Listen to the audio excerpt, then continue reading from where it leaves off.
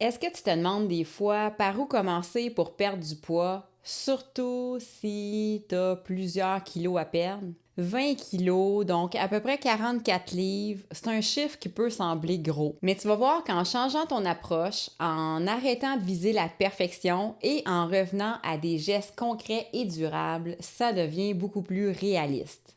Aujourd'hui, je vais te partager les 5 étapes que je suivrais si j'avais 20 kilos à perdre avec l'expérience que j'ai aujourd'hui comme naturopathe, mais aussi comme femme de plus de 40 ans qui sait c'est quoi manquer d'énergie, manquer de temps, puis pas nécessairement avoir envie de se priver.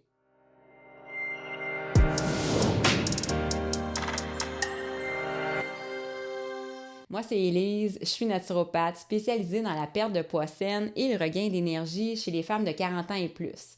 Je t'aide à retrouver ta vitalité sans te compliquer la vie ni te priver grâce à des habitudes douces, durables et adaptées à ta réalité plutôt que le contraire. Si tu veux du contenu comme ça à chaque semaine, ben pense à t'abonner, pense à activer la petite cloche aussi pour rien manquer de mes prochaines vidéos. C'est du contenu comme ça que je partage ici chaque semaine, toujours dans le respect de ton rythme et de ta vie réelle. Avant de te partager mes 5 étapes, je veux juste t'offrir un outil gratuit qui peut vraiment t'aider à te remettre en mouvement, en douceur.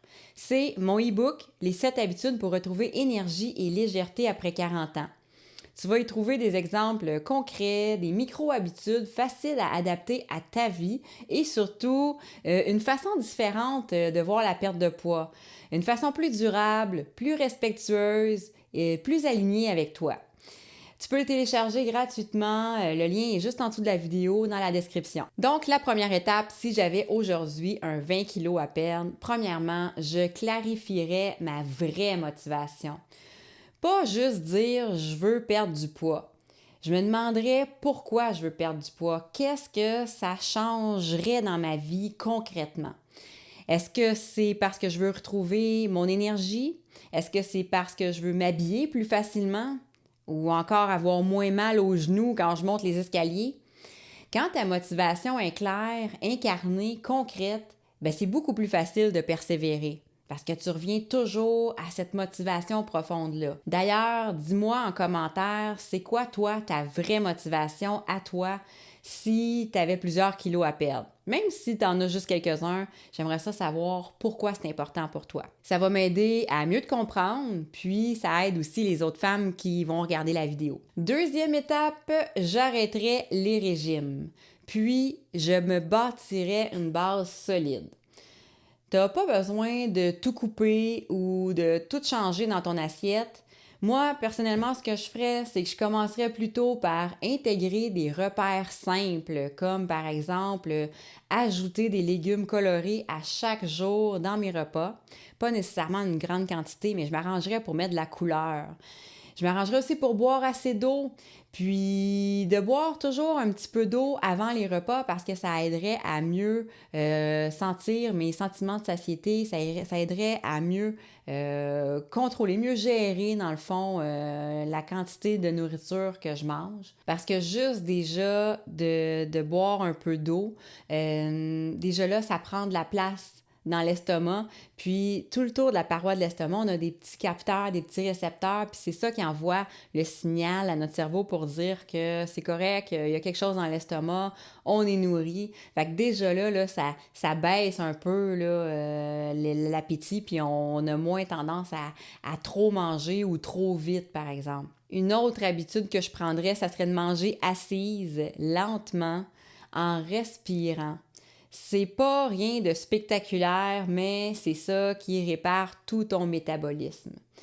Puis si tu trouves ça utile, ce que je te partage en ce moment, ce genre d'approche-là, plus douce, fais-moi un petit pouce bleu, ça m'aide à savoir que ce contenu-là te rejoint. Maintenant, en troisième étape, je ferai attention à mon niveau d'énergie. Parce que si ton énergie est toujours à zéro, ben ton corps est en mode survie. Puis en mode survie, son intérêt, c'est pas de perdre du poids. Lui, ce qu'il veut, c'est survivre. Donc, il va avoir tendance à tout garder puis à pas vouloir éliminer.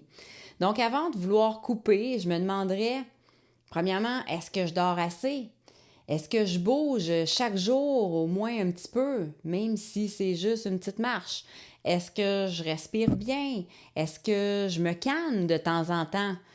C'est essentiel pour relancer ton métabolisme, surtout après 40 ans. Quatrième étape, j'ajusterai mon environnement. Si tout ce qu'il y a dans ta cuisine, ça te pousse à grignoter ou si ton entourage ne comprend pas ta démarche, bien c'est sûr que ça devient 10 fois plus difficile. Fait que ce que je ferais, ça serait 3 choses simples. Je rangerais les collations moins utiles hors de ma vue. Je préparerais des choix simples à portée de main. Puis, je dirais à mon entourage ma démarche, ce que je suis en train de faire, puis j'expliquerai pourquoi aussi c'est important pour moi. On sous-estime souvent l'importance de notre entourage, de notre environnement, mais pourtant, ça a tellement un impact énorme. Fait que juste d'ajuster des petites choses comme ça dans ton environnement, ça peut faire la différence entre réussir des objectifs de santé ou malheureusement rester toujours dans la même situation. Étape numéro 5, j'accepterais que ce soit imparfait, mais constant, par exemple. Il faut que tu te fasses à l'idée, tu vas faire des écarts. Tu vas avoir des périodes où tu es moins motivé. Mais si tu continues à revenir à tes repères de base, même après un écart, c'est ça qui va créer un vrai changement. Puis c'est exactement ça l'approche que je t'enseigne dans mon e-book gratuit. Va le télécharger si c'est pas encore fait. Il peut vraiment t'aider à commencer du bon pied ou à repartir du bon pied si tu avais mis ça de côté un peu. Le lien est dans la description sous la vidéo. Alors, je te résume les 5 étapes si j'avais aujourd'hui à perdre 20 kilos. Bien, d'abord, je clarifierais ma vraie motivation et je me ramènerais toujours à ça. Ensuite, j'arrêterais les régimes, tout ce qui est drastique, tout ce qui est hyper contrôle, puis je me bâtirais des repères simples.